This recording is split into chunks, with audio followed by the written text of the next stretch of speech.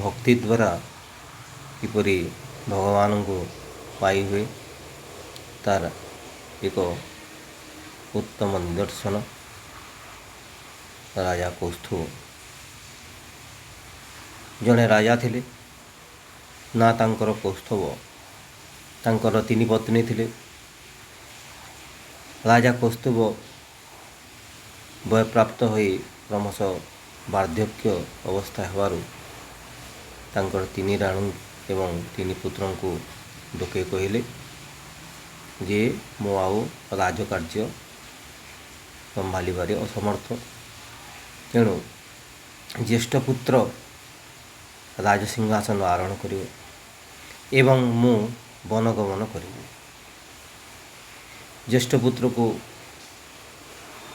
ଡକେଇକରି କହିଲେ, ପୁତ୍ର, ତୁମେ ଏଇ ତୁମ ମା'ମାନଙ୍କର ଉପଯୁକ୍ତ ଯତ୍ନ ନେବ ଏବଂ ତୁମର କନିଷ୍ଠ ଭ୍ରାତାମାନଙ୍କର ମଧ୍ୟ ଉପଯୁକ୍ତ ଯତ୍ନ ନେବ ଏବଂ ମୋ ପାଇଁ ଜଙ୍ଗଲରେ ଏକ କୁଟୀର ନିର୍ମାଣ କରିବ, ଯେଉଁଠାରେ କି ମୋର ଅବଶିଷ୍ଟ ଜୀବନ ମୁଁ ଅତିବାହିତ କରିବି।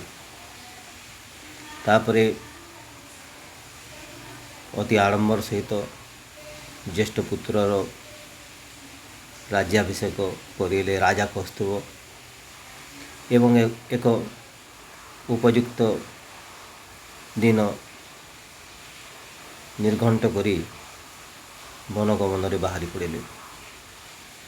ଜଙ୍ଗଲରେ ଏକ ସୁନ୍ଦର କୁଟୀର ତିଆରି ହେଲା ରାଜାଙ୍କ ପାଇଁ ଏବଂ ରାଜା ମଧ୍ୟ ସେଠାରେ ଭଗବାନଙ୍କର ନାମ କୀର୍ତ୍ତନ କରିବାକୁ ଲାଗିଲେ। ସବୁଦିନ ପ୍ରାତଃ ସ୍ନାନ କରି ଭଗବାନଙ୍କର ନାମ କୀର୍ତ୍ତନ କରୁଥାନ୍ତି ଆଉ ମଝିରେ ମଝିରେ ତାଙ୍କର ପୁତ୍ରମାନେ ମଧ୍ୟ ତାଙ୍କୁ ଦେଖା କରିବାକୁ ଆସନ୍ତି। ରାଜା ସେମାନଙ୍କୁ କିଛି କିଛି ଉପଦେଶ ଦେଇକରି ଫେରାଇ ଦିଅନ୍ତି। ଏହିପରି ଦିନ କଟୁଥାଏ ରାଜାଙ୍କର। ରାଜା ଧୀରେ ଧୀରେ ନିଜର ରାଜ୍ୟ ଏବଂ ରାଜଉଆସ ଇତ୍ୟାଦି ସବୁ ପ୍ରତି ମୋହ ତ୍ୟାଗ କଲେ ଏବଂ ଭଗବାନଙ୍କ ସମ୍ପର୍କରେ ସବୁବେଳେ ଚିନ୍ତା କରିବାକୁ ଲାଗିଲେ। ଓଁ ନମୋ ଭଗବତେ ବାସୁଦେବାୟ, ଏହି ମନ୍ତ୍ରଟି ସବୁଦିନ ପଢ଼ୁଥାନ୍ତି। ଦିନେ ଭଗବାନ ତାଙ୍କ ପାଖରେ ହାଜର ହୋଇଗଲେ ଏବଂ କହିଲେ, ହେ ରାଜା, ତୁମର ଭକ୍ତିରେ ମୁଁ ସମ୍ପୂର୍ଣ୍ଣ ସନ୍ତୁଷ୍ଟ, ତୁମେ ମୋତେ ଯାହା ମାଗୁଛ ମାଗ। ରାଜା କହିଲେ, ହେ ପ୍ରଭୁ, ଆପଣଙ୍କ ଦର୍ଶନ ମାତ୍ରକେ ମୋ ସବୁକିଛି ପାପ ଧୌତ ହୋଇଯାଇଛି, ମୋର ଆଉ କୌଣସି କାମନା ନାହିଁ। ଆପଣଙ୍କୁ ଦେଖିବା ମାତ୍ରକେ ମୋର ଇହ ଜନ୍ମ ପରଜନ୍ମ ସବୁ କିଛିରୁ ମୁଁ ମୁକ୍ତି ପାଇସାରିଛି। କେବଳ ଆପଣଙ୍କ ନାମ କୀର୍ତ୍ତନ ଛଡ଼ା ଆଉ ମୁଁ କିଛି ଆପଣଙ୍କ ନିକଟରେ ଆଉ କିଛି ମାଗିବେ ନାହିଁ। ଆଉ କିଛି ମୋର କିଛି ମାଗିବା ପାଇଁ କିଛି ସ୍ପୃହା ମଧ୍ୟ ନାହିଁ। ଭଗବାନ ବିଷ୍ଣୁ କହିଲେ, କିଛି ମାଗନ୍ତୁ, ମୁଁ ସହୃଦେ ତାକୁ ପୂରଣ କରିବି। ରାଜା କହିଲେ, ତାହେଲେ ଯଦି ଏପରି କହୁଛନ୍ତି, ମୋ ଅଣ୍ଟାରୁ ତଳକୁ କାଟି ଦିଅନ୍ତୁ।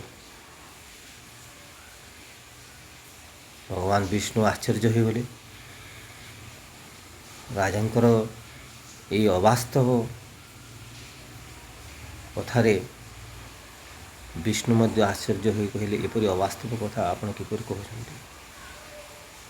ନା ଭଗବାନ, ମୁଁ ଏହା ହିଁ ଆପଣଙ୍କୁ ଅନୁରୋଧ କରୁଛି ଯେ ଏପରି ଯଦି କହୁଛନ୍ତି ତାହେଲେ ମୋ ଅଣ୍ଟାରୁ ତଳକୁ ଆପଣ କାଟି ଦିଅନ୍ତୁ। ଠିକ୍ ଅଛି। ତାହେଲେ ଭଗବାନ ଏହିପରି କହିକରି ସୁଦର୍ଶନ ଚକ୍ରକୁ ପ୍ରେରଣ କଲେ। ସୁଦର୍ଶନ ଚକ୍ର ଅଣ୍ଟାରୁ ତଳକୁ କାଟିଦେଲା ଏବଂ ଭଗବାନଙ୍କ ପାଖରେ ହାଜର ହୋଇଗଲା। ଏପରି ଭାବରେ କିଛି ଦିନ ଗଲା ପରେ ପୁଣି ରାଜା ସେହିପରି ଅବସ୍ଥାରେ ଭଗବାନଙ୍କୁ ଧ୍ୟାନ କରୁଛନ୍ତି। ଓଁ ନମୋ ଭଗବତେ ବାସୁଦେବାୟ। ପୁଣି ଭଗବାନ ତାଙ୍କ ପାଖରେ ହାଜର ହୋଇଗଲେ। କହିଲେ ତୁମେ ତ ମାଗିଲ ଅଣ୍ଟାରୁ ତଳକୁ କାଟିଦେ ବୋଲି, ପୁଣି ତୁମେ ଯାହା ମାଗୁଛ ମାଗ, ମୁଁ ଅବିଳମ୍ବେ ତୁମକୁ ଆଦେଶ ପୂରଣ କରିବି ଏବଂ ତୁମର ଅନୁରୋଧ ପୂରଣ କରିବି, ତୁମର ବର ପୂରଣ କରିବି। ରାଜା କହିଲେ ଆପଣ ଯଦି ମୋର ବର ଯଦି ସ୍ୱୀକାର କରୁଛନ୍ତି, ବେକରୁ ତଳକୁ କାଟି ଦିଅନ୍ତୁ। ଆଶ୍ଚର୍ଯ୍ୟ ହୋଇଗଲେ ଭଗବାନ, ଏପରି ବର ତ କେହି ମାଗି ନାହାନ୍ତି। ଏତେ ଦିନ ପର୍ଯ୍ୟନ୍ତ ମୁଁ ବହୁତ ଭକ୍ତମାନଙ୍କୁ ବର ଦେଇ ସାରିଛି, କିନ୍ତୁ ଏପରି ଅବାସ୍ତବ ପ୍ରାର୍ଥନା